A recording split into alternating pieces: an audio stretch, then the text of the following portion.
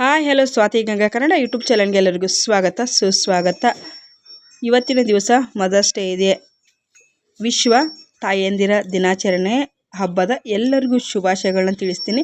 ಯಾಕಂತಂದರೆ ನಮ್ಮ ಜೀವನದಲ್ಲಿ ಅಮ್ಮ ಅನ್ನೋ ಒಂದು ಪದ ಇಲ್ಲ ಅಂತಂದರೆ ನಮ್ಮ ಜೀವನದ ಅದಕ್ಕೆ ಒಂದು ಅಸ್ತಿತ್ವನೇ ಇಲ್ಲ ಅಂತಲೇ ಹೇಳಬಹುದು. ಅಮ್ಮ ನಮಗೆ ಪ್ರತಿಯೊಂದು ಹೆಜ್ಜೆ ಹೆಜ್ಜೆನಲ್ಲೂ ಒಂದು ಬೆನ್ನೆಲುಬಾಗಿ ಕಾಪಾಡ್ತಾರೆ. ಪ್ರತಿಯೊಂದು ತಾಯಿ ಬಗ್ಗೆ ಎಷ್ಟು ಹೇಳಿದ್ರೂ ಕಮ್ಮಿನೇ. ತಾಯಿ ಅಂದರೆ ತಾಯಿ, ಅವರು ನಮ್ಮನ್ನ ಒಂದು ಜನ್ಮ ಕೊಡೋದ್ರಿಂದ ಹಿಡಿದು ಅವರ ಒಂದು ಪ್ರಾಣವನ್ನು ಒತ್ತೆಯನ್ನು ಇಟ್ಟು ನಮ್ಮನ್ನು ಅವರು ಈ ಭೂಮಿಗೆ ತೆಗೆದುಕೊಂಡು ಬರ್ತಾರೆ. ಹೆಣ್ಮಕ್ಳಾಗಿರ್ಬೋದು, ಗಂಡು ಮಕ್ಕಳಾಗಿರಬಹುದು. ಆದರೆ ಪ್ರತಿಯೊಂದು ಹೆಜ್ಜೆ ಒಂದು ಹಂತದಲ್ಲಿ ಒಂದು ಚಿಕ್ಕ ಎಳೆ ಮಗುವನ್ನು ಒಂದು ದೊಡ್ಡ ಹೆಮ್ಮರವಾಗಿ ಬೆಳೆಸಿ ಅದಕ್ಕೆ ಪಾಲನೆ ತನ್ನ ಎಷ್ಟೋ ಒಂದು ತಾಯಿ ಎಷ್ಟೋ ಒಂದು ತನ್ನ ಇಷ್ಟಗಳನ್ನು, ತನ್ನ ಆಸೆ ಕನಸುಗಳನ್ನು ಬಚ್ಚಿಡ್ತಾ ಬರ್ತಾಳೆ. ಎಷ್ಟೋ ಒಂದು ಆಸೆಗಳನ್ನು ಮಕ್ಕಳಿಗೋಸ್ಕರ ತ್ಯಾಗವನ್ನು ಮಾಡ್ತಾರೆ.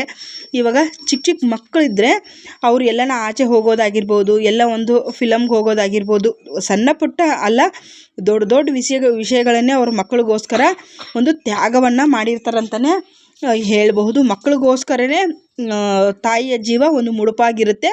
ಅವ್ರ ತಾಯಿ ಬಗ್ಗೆ ಎಷ್ಟು ಹೇಳಿದ್ರೂ ಕಮ್ಮಿನೇ. ತಾಯಿ ಅಂತಂದರೆ ತಾಯಿನೇ. ಪ್ರತಿಯೊಬ್ಬರು ನಿಮ್ಮ ಹೆತ್ತ ತಾಯಿಗೆ ಇವತ್ತು ಒಂದೇ ದಿನ ಅಲ್ಲ, ನಿಮ್ಮ ಜೀವನ ಇರುವವರೆಗೂ. ಯಾಕಂದರೆ ನಾವು ಭೂಮಿಗೆ ಬರೋದಕ್ಕೆ ಕಾರಣ ನಮ್ಮ ತಾಯಿ ತಂದೆ. ಆದರೆ ಅದರಲ್ಲಿ ತಂದೆ ಪಾತ್ರನೂ ಇದೆ, ಆದರೆ ತಾಯಿ ಪಾತ್ರ ತುಂಬ ಅಂದರೆ ತುಂಬ ಅಮೂಲ್ಯವಾಗಿರುವಂಥದ್ದು. ಈ ಪ್ರತಿಯೊಬ್ಬರು ತಾಯಿಗೆ ಗೌರವವನ್ನು ಸಲ್ಲಿಸಿ ನಮ್ಮ ಕೈಲಿ ಎಷ್ಟು ಸಾಧ್ಯ ಆಗುತ್ತೋ ಅಷ್ಟು ತಾಯಿಯನ್ನು ನೀವು ಖುಷಿಯಾಗಿಡೋದಕ್ಕೆ ಪ್ರಯತ್ನವನ್ನು ಮಾಡಿ ಅನ್ನೋದನ್ನು ಕೇಳ್ಕೊಳ್ತೀನಿ. ಬನ್ನಿ, ಇವತ್ತಿನ ದಿವಸ ಅಷ್ಟಮಿ ಇದೆ ಮತ್ತು ಭಾನುವಾರ ಕೂಡ ಇದೆ. ಹಾಗಾಗಿ ಈ ಒಂದು ಮಂತ್ರವನ್ನು ಯಾವ ಕೆಲಸಕ್ಕೋಸ್ಕರ ಹೇಳಬೇಕು, ಎಷ್ಟು ಬಾರಿ ಹೇಳಬೇಕು ಅನ್ನೋವಂಥ ಒಂದು ಕಂಪ್ಲೀಟ್ ಆಗಿರೋವಂಥ ಮಾಹಿತಿನ ಈ ವಿಡಿಯೋದಲ್ಲಿ ತಿಳಿಸ್ಕೊಡ್ತೀನಿ. ಬನ್ನಿ ವಿಡಿಯೋನ ಶುರು ಮಾಡ್ಕೊಳ್ಳೋಣ. ನೋಡಿ, ವಾರಾಹಿ ಅಮ್ಮನ ಮಂತ್ರಗಳು ತುಂಬ ಚಿಕ್ಕದಾಗಿರುತ್ತೆ. ಆದರೆ ಅದರ ಪವಾಡಗಳಂತೂ ತುಂಬ ಅದ್ಭುತವಾಗಿ ಇರೋವಂಥದ್ದು. ಹಾಗಾಗಿ ನೀವು ತಾಯಿಯನ್ನು ಯಾವುದೇ ಕಾರಣಕ್ಕೂ ಅಷ್ಟೇ ನಂಬಬೇಕು. ನಂಬಿದ್ರೆ ಯಾವುದೇ ಕಾರಣಕ್ಕೂ ಕೂಡ ತಾಯಿ ನಿಮ್ಮನ್ನು ಕೈ ಬಿಡೋದಿಲ್ಲ. ಇವತ್ತಿನ ಮಂತ್ರ ನೀವು ಯಾವ ಕೆಲಸಕ್ಕೋಸ್ಕರ ಬೇಕಾದರೂ ನೀವು ಹೇಳ್ಕೊಳ್ಬಹುದು. ಅನಾರೋಗ್ಯದ ಸಮಸ್ಯೆ ಇದೆಯಾ, ಕಾಡ್ತಾ ಇದೆಯಾ ಹೇಳ್ಕೊಳ್ಬಹುದು. ಮತ್ತು ಮದುವೆ ಆಗಿಲ್ವಾ, ಮಕ್ಕಳಾಗಿಲ್ವಾ, ಈ ಒಂದು ಮಂತ್ರವನ್ನು ನೀವು ಹೇಳ್ಕೊಳ್ಬಹುದು.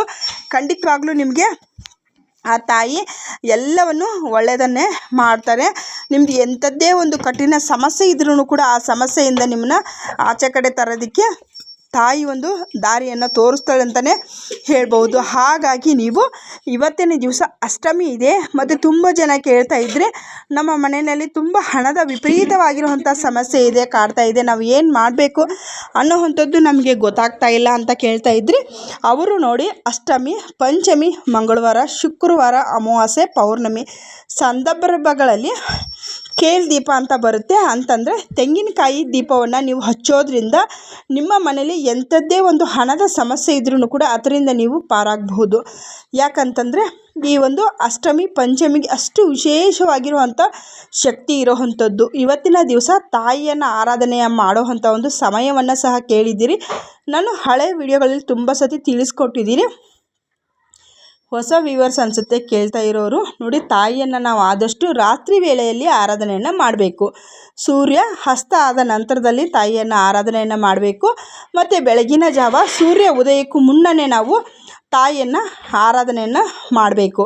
ಆ ರೀತಿ ಮಾಡಿದಾಗ ತಾಯಿ ಎಂಥದ್ದೇ ಒಂದು ಸಮಸ್ಯೆ ಇದ್ರೂ ಕೂಡ, ಭೂಮಿಯ ಮಧ್ಯದಲ್ಲಿದ್ರೂ ಕೂಡ ಆ ತಾಯಿ ಆ ಸಮಸ್ಯೆಯನ್ನು ಅಗೆದು ಆ ಸಮಸ್ಯೆಯಿಂದ ನಿಮ್ಮನ್ನ ಆಚೆ ಕಡೆ ತೆಗೆದು ಬರೋವಂಥ ಒಂದು ಕೆಲಸವನ್ನು ತಾಯಿ ಮಾಡ್ತಾಳಂತಲೇ ಹೇಳ್ಬೋದು. ಹಾಗಾಗಿ ನೀವು ಖಂಡಿತವಾಗ್ಲೂ ಮರೀದೀರ ಈ ಒಂದು ಕೆಲಸಗಳನ್ನು ಮಾಡ್ಕೊಳ್ಬೇಕು.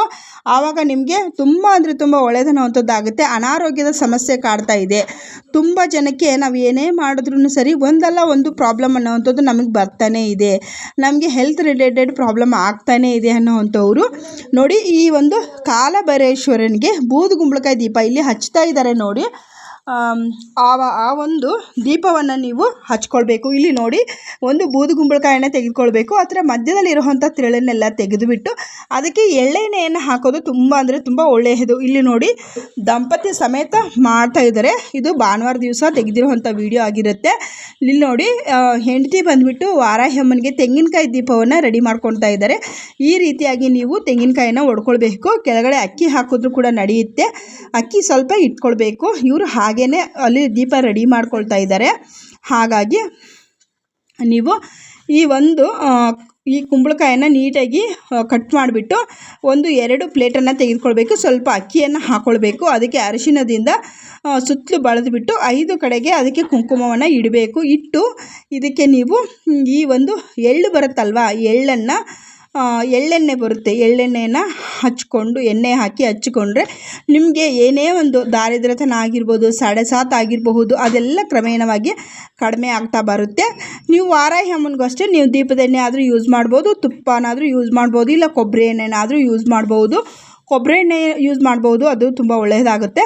ನಿಮಗೆ ಏನು ನಿಮ್ಮ ಕೈನಲ್ಲಿ ಸಾಧ್ಯ ಇದೆಯೋ ಆ ಎಣ್ಣೆ. ಆದರೆ ತೆಂಗಿನಕಾಯಿ ದೀಪ ಹಚ್ಚೋದ್ರಿಂದ ನಿಮ್ಗೆ ಏನೇ ಒಂದು ಸಮಸ್ಯೆ ಮನೆಯಲ್ಲಿದ್ದರೂ ಕೂಡ ಅದು ಕಡಿಮೆ ಆಗುತ್ತೆ. ಇಲ್ಲಿ ನೋಡಿ, ಇವರು 101 ಬತ್ತಿಯ ದೀಪವನ್ನು ಹಚ್ಚಿದ್ದಾರೆ. ಅದು ಅವರವರ ಇಷ್ಟಕ್ಕೆ ಬಿಟ್ಟಿರುವಂಥದ್ದು. ಈ ರೀತಿ ಕೂಡ ನೀವು ಹಚ್ಚಿ ಅಲ್ಲಿ ಇದು ಮಾಡಿಕೊಂಡು ಬರಬೇಕು. ಇಲ್ಲಿ ನಾವು ತಟ್ಟೆ ಇಟ್ಬಿಟ್ಟು ಬಂದರೆ ಅಲ್ಲಿ ಇರುವಂಥ ಅರ್ಚಕರು, ಕೆಲಸ ಮಾಡೋವಂಥವ್ರು ಇಲ್ಲಿ ಪಕ್ಕಕ್ಕೆ ಆ ದೀಪಗಳನ್ನು ಇಟ್ಟಿರೋವಂಥದ್ದು. ಖಂಡಿತವಾಗ್ಲೂ ನಿಮಗೆ ವಾರಾಹಿ ದೇವಸ್ಥಾನ ಇದ್ದರೆ ಖಂಡಿತವಾಗ್ಲೂ ಹೋಗಿ ಮಾಡಿ. ಇಲ್ಲ ಅಂದರೆ ನೀವು ಇದೇ ರೀತಿಯಾಗಿ ಶಿವನ ದೇವಸ್ಥಾನಕ್ಕೆ ಹೋಗಿ ಮಾಡಬಹುದು. ಬನ್ನಿ, ಇವಾಗ ಸ್ಕ್ರೀನ್ ಮೇಲೆ ಮಂತ್ರ ಬರ್ತಾ ಇದೆ.